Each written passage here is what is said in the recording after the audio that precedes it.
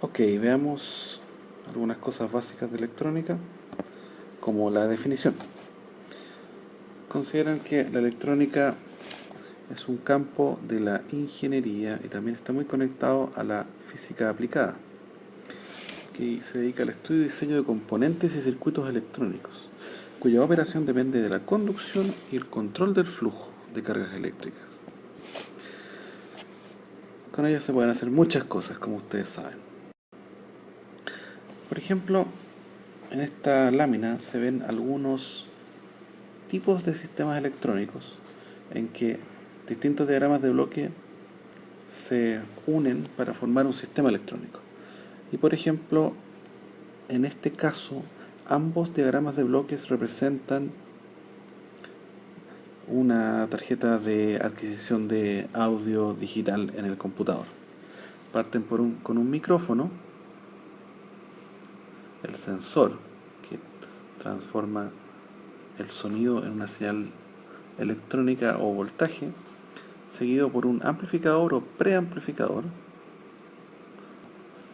en ambos casos. Después un filtro, que en el caso de arriba es un filtro analógico, que ocurre en el dominio analógico de la señal, seguido de un conversor análogo digital, ADC de análogo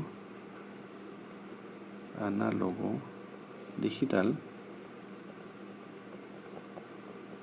Finalmente, una memoria en la que se guardan los valores de audio o las señales de audio que adquirió el micrófono.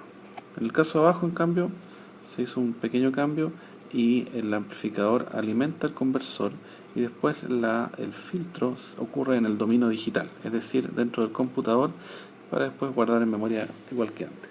Estos son ejemplos de diagramas de bloques de sistemas. Con ese ejemplo es fácil entender la diferencia entre el dominio analógico y el dominio digital. Ustedes, como les hablaba en la clase de la semana pasada, van a ver señales en el mundo en general que son señales en el mundo del mundo analógico, es decir, señales que varían su valor en forma continua, como estoy dibujando sobre la línea negra. Para llevarlas al mundo digital, lo que yo hago es hacer un muestreo, es decir, voy tomando en ciertos momentos del tiempo muestras. Cada una de ellas tiene un valor, que es un valor numérico, que corresponde al voltaje en ese tiempo. Este voltaje, pues un voltaje un poco menor y un poco menor, así la señal evoluciona y va bajando su voltaje en el tiempo. Cada uno de estos voltajes puede representarse como un número, y ese número puede pasar a tener una representación binaria, por ejemplo. Una representación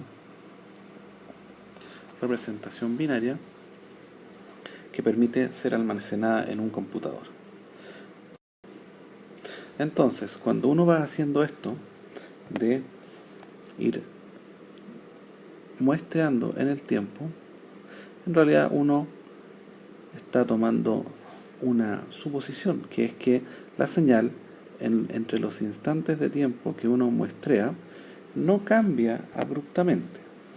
Es decir, las muestras representan lo que hace la señal en el tiempo. Sin embargo, si yo tuviera una señal de otras características, por ejemplo, la que voy a dibujar ahora, que aún tiene la misma valores en esos tiempos, el muestreo no es una representación fidedigna de la señal, porque en ese momento yo tendría que agregar otras muestras en otros momentos para representar lo que realmente la señal está haciendo. Entonces, cuando uno muestrea, se produce un error, que es el error de cuantización, que es asumir que la señal es suave. Eso guarda relación con las frecuencias máximas de una señal, es decir, cuán rápido la señal cambia en el tiempo. Y la cuantización o el muestreo, es decir, estos tiempos, tienen que ser asociados o conectados por el teorema Nyquist con las frecuencias máximas de la señal. En esta señal, en particular, uno podría decir, lo más rápido que está ocurriendo son estos dos cambios, y este cambio con respecto a este es más lento. Esta es una señal que tiene como dos sinusoides una sobre la otra. Entonces, tiene sentido pensar que la señal se va a comportar suavemente y lo más abrupto que va a hacer van a ser estos cambios. Por lo tanto, si yo defino mi cuantización en una frecuencia o periodo de este estilo, es muy posible que mi representación de la señal en el dominio digital sea fidedigna. Entonces, dependiendo de los tipos de señales, uno puede encontrar que el mundo, o las señales analógicas, las señales de electrónica se dividen en analógicas y digitales. Si el tiempo entonces pasa a ser discreto, las señales analógicas pasan a ser datos muestreados. En cambio, si los niveles de la señal ahora son cuantizados, entonces los valores de la señal cuando el tiempo es continuo, como se ve acá, pasan a ser valores discretos y tiempo continuo. Si todo es cuantizado y el tiempo es discreto, entonces la señal es completamente digital. Así como hay señales analógicas y digitales, entonces aparecen circuitos electrónicos y circuitos integrados en particular que son capaces de manejar una, la otra o ambas tipos de señales. Por ejemplo, un caso típico de un circuito completamente analógico es aquel que puede multiplicar dos señales. En este circuito, por ejemplo, es posible tener dos entradas X e Y, cada una de las cuales puede ser ingresada al circuito en forma diferencial, más otra señal de entrada Z, y la salida es la multiplicación de X por Y más el Z, como aparece ahí. Otros circuitos, en cambio, como un circuito digital típico, son para el dominio digital. Son aquellos que se espera que sus entradas sean digitales, es decir, tomen dos valores, por ejemplo 0 y 5 volts, y sus salidas también van a ser digitales. Hay otros circuitos, en cambio, que se han hecho cada vez más populares en los últimos años, que se llaman de señales mixtas. Y aquí tenemos un ejemplo. Consiste en un sensor capaz de entregar la posición angular o la tasa de cambio de posición angular en el eje Z.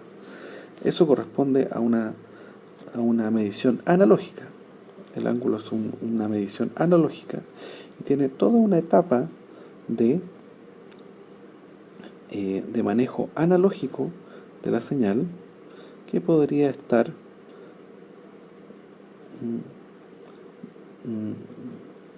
definida en el sector izquierdo que les estoy mostrando. Todo este sector es analógico. Y este otro sector es digital. De hecho, aquí hay una pequeña unidad de procesamiento, una interfaz digital para comunicarse con el mundo exterior, por ejemplo, un microcontrolador que esté conectado y leyendo las mediciones que hace este sensor, una memoria y otros pequeños bloques funcionales que hacen que este circuito en su conjunto sea lo que se llama de señal mixta. Ahora, existe otro concepto que se usa en electrónica, que es el concepto de pequeña señal y su contraparte, que es gran señal. En general, vamos a ver que los dispositivos electrónicos tienen comportamientos no lineales, como el mostrado en esta figura, que corresponde a un diodo. un diodo, un diodo, que como pueden ver tiene comportamientos no lineales, relativamente lineales, y otras partes que son claramente no lineales. Es posible, cuando uno grafica esta curva de voltaje del diodo, es decir, la caída entre sus terminales versus la corriente, no se preocupen porque vamos a tener un capítulo de diodos, pero por el momento consideren que así se desempeña la corriente cuando se aplica un voltaje entre los terminales del diodo. Al comienzo el valor es 0 y abruptamente crece muy rápido. Cuando el voltaje es positivo, cuando es negativo es prácticamente 0 también, y después también crece muy rápido. Esto es lo que se llama un modelo. Si uno fuera capaz de crear un modelo, este sería un modelo de gran señal.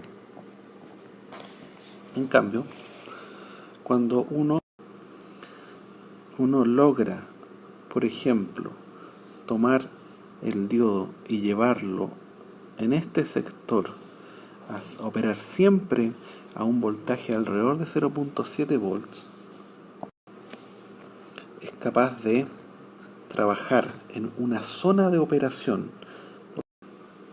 Uno puede entonces encontrar este punto de operación. Ese punto de operación, si bien la operación real del diodo, cuando uno grafica voltaje y su corriente, es esta curva negra o roja que estoy sobreescribiendo aquí, en realidad esa es la curva real del diodo para todos esos valores. Sin embargo, cuando uno se encuentra en este punto, uno puede utilizar un modelo de pequeña señal, es decir, uno asume que la señal no va a variar en un gran rango en torno a ese punto de operación Q, y en ese caso, para simplificar los cálculos a mano o en papel, uno linealiza, es decir, calcula la derivada en el punto, derivada, y entonces ya no es necesario usar una curva cuyo modelo es complejo, sino que un modelo simplemente lineal que es capaz de, en torno a este punto, si se dan cuenta, aquí hay una recta y este triángulo aquí, en torno a este punto, es decir, una señal ahora de entrada que está haciendo variar el voltaje del diodo como una señal triangular como la que estoy dibujando, produce una salida, solamente basándonos en la línea recta, no en el modelo complejo curvo, produce una salida que es otra señal triangular. Entonces, salida versus entrada I de D versus B de D es una representación de esa pendiente, ¿ya? Y esa pendiente podría ser una especie de ganancia, como vamos a ver en la parte de amplificadores. Entonces esto se considera lineal. Eso es pequeña señal. Ahora, otro concepto también dentro de las definiciones y fundamentos básicos es que uno puede tener dos versiones o dos casos para amplificadores o para circuitos en general, circuitos electrónicos en general. Uno puede fabricarse un amplificador de audio, por ejemplo, o algún tipo de amplificador en forma discreta. Yo tomo estos componentes, que veremos en su capítulo correspondiente, le agrego estos capacitores, esta resistencia, tengo un voltaje de entrada y logro un voltaje de salida. Entrada, todo a la misma tierra, y esto, por ejemplo, es igual a A veces versus I, y donde este circuito logra esa amplificación A. O bien, simplemente agarro un chip como el LF351 y tengo mi voltaje de entrada y mi voltaje de salida. Y esto es un chip. Cada uno de estos casos es capaz de tener ventajas y desventajas, pero son opciones que uno puede utilizar a la hora de diseñar. Algunas veces no es ni discreto ni integrado, es embebido, que es una especie de mezcla entre las dos cosas. Este es el ejemplo de un módem en que tenemos sistemas complejos integrados en chips, por ejemplo un microprocesador como este, una memoria flash, que es un tipo de memoria que no se borra, y por otras cosas discretas, como por ejemplo capacitores, LEDs, diodos, inductores que hay ahí, otros capacitores acá, unas resistencias aquí. Un sistema embebido entonces tiene